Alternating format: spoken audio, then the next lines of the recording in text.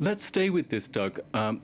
What is basically here an intelligence failure on the part of the Israeli army. I want to go now to Michael Kobi. Doug, stay with us for this. You are a senior research fellow, Michael Kobi, at Israel's Institute for National Security Studies, and a former deputy director general and head of the Palestinian desk and neighboring countries division at Israel's Ministry for Strategic Affairs. I understand probably you've been listening to Doug there on set. We have a major intelligence failure here in a background of ongoing tensions. How can the Israelis not know that this massive attack was being planned? I really have no good answer. I mean, I'm terribly shocked about it. It's I would say, a sort of a basic surprise for me.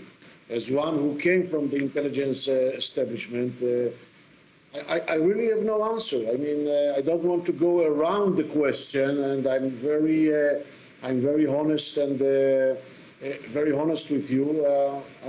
I really don't know. Really don't know how. We have now a situation in which there are reports of hostages being taken, hostages near a kibbutz. There's a report by local media of a senior commander and several military officers belonging to the Israeli Defense Forces, the IDF. How can Israel now deal with a major, massive hostage crisis when we know over the years that this has been a major source of problems for Israel, the Israeli governments we've seen over the last 10 or so years?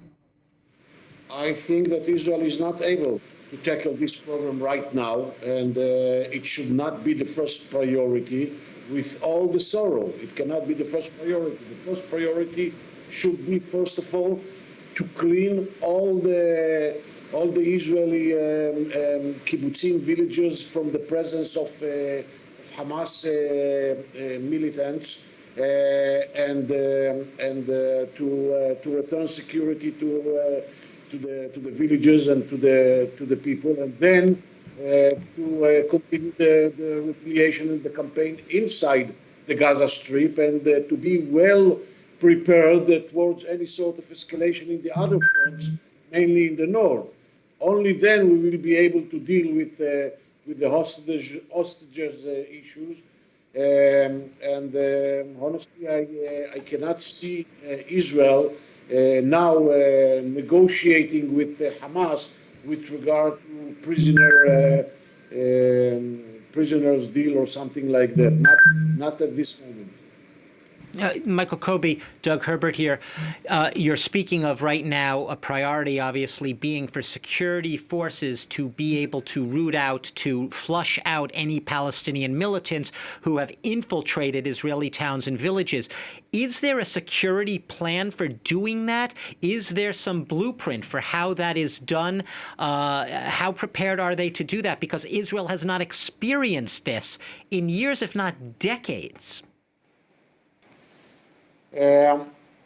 You are right in a sense. I mean, I think that there are blueprints and there are principles, and I think that at the end of the day, the IDF will succeed in doing that. But it is very complicated because, first of all, now we are entering the evening hours.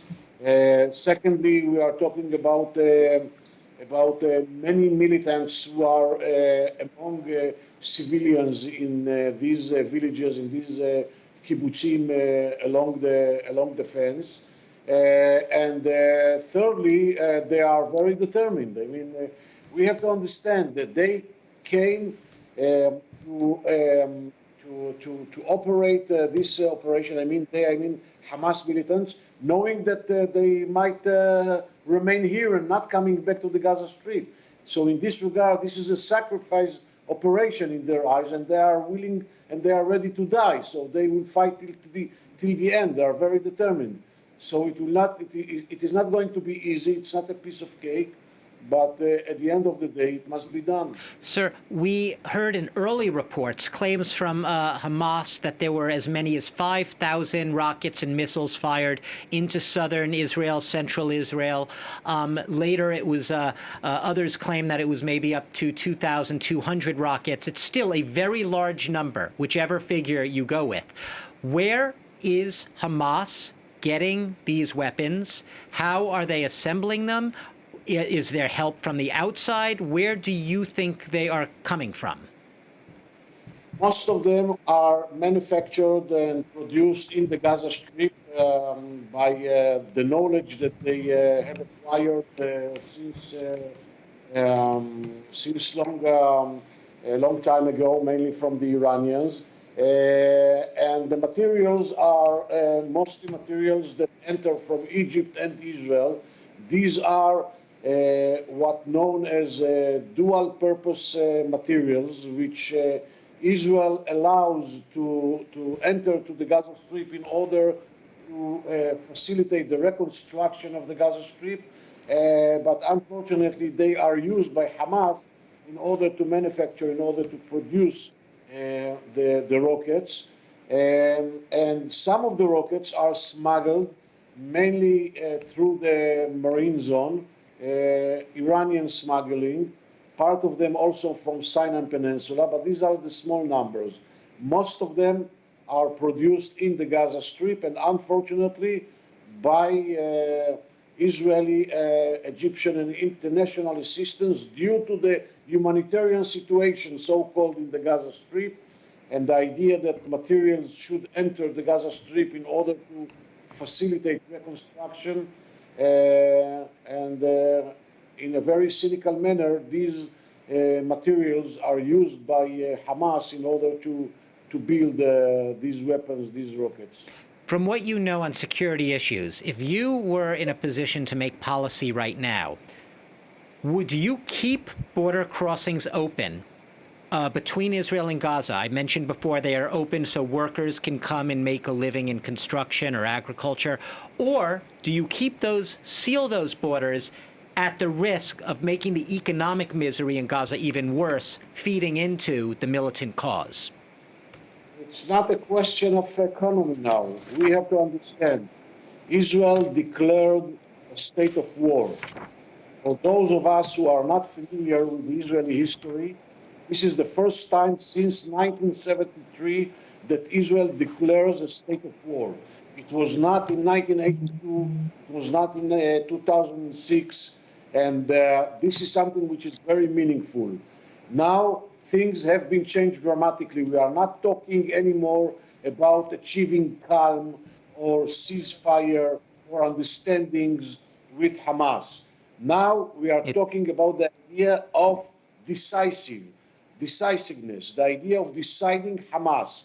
And the idea of deciding Hamas or defeating Hamas is the idea of eliminating its leadership and destroying, dismantling its military capacities. Are Israeli troops going to re-enter Gaza? Will Israeli troops re-enter Gaza if that's what it takes to get that task done? And Israel will enter Gaza. And stay there. And Israel will occupy Gaza, or at least parts of Gaza. We are talking about a military campaign that will last weeks, if not months, okay? But this is something that will be the end scene. I mean, Hamas will not return to be what we know or what we knew Hamas till today. I mean, that's all. I mean, things have been changed. We are talking about a different game in town. We are not talking about ceasefire, not mediation, not negotiation, okay, not things like that, as far as I understand the situation, okay? I think that we have to understand that it is not only Hamas. We are talking here about a sort of a coalition, an axis, the resistance axis, which is led mainly by Iran and composed of Hamas, Palestinian Islamic Jihad, Hezbollah. Mr. Kobi, Yes. That's exactly what I was going to ask you. We're going to see in this conflict now a kind of expansion beyond Israel and Gaza. How can we envisage that over the next few days and weeks, as this is in a long-running conflict now that we're going to be looking at? I think that it's going to be a long-running conflict. I think that in hours or in a day, we will see the turning point in this campaign when Israel will be able to arrange itself with all the defensive issues inside the state of Israel due to the surprise, okay, or due to Hamas attack. And then Israel will attack very aggressively Hamas inside the Gaza Strip, and it will not be only from the air. It will not be only air bombing. I mean, I think that we will find the Israeli troops inside the Gaza Strip, and I think that this time Israel will go to the heads of Hamas leadership and to all the facilities, the military facilities and the infrastructures of Hamas in the Gaza Strip in order to eliminate, to dismantle Hamas military capacities, because this is the only way that you can change the equation. Thank you to you, Michael Kobi, Senior Research Fellow at Israel's Institute for National Security Studies and a former Deputy Director General and head of the Palestinian Desk and Neighbouring Countries Division at Israel's Ministry for Strategic Affairs. Thank you to Doug Herbert, our international affairs commentator.